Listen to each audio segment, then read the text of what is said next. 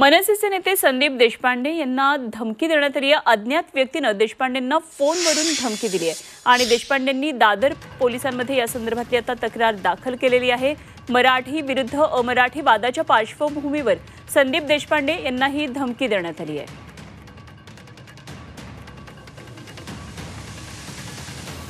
दरम्यान संदीप देशपांडे यांना काय धमकी आली आहे पाहूया।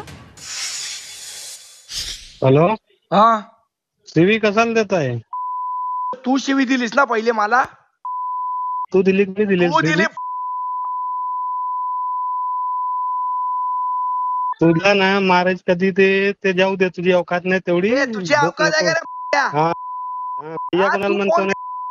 चल तुला पत्ता दे, उद्या येतो, तुझ्या हिंमत असेल तर उभा राहा तिथे। हा, तिकडेच येतो ना मी। कसा तुला माझ्या घरी येतोस? ये चल बघू हिंमत किती येते।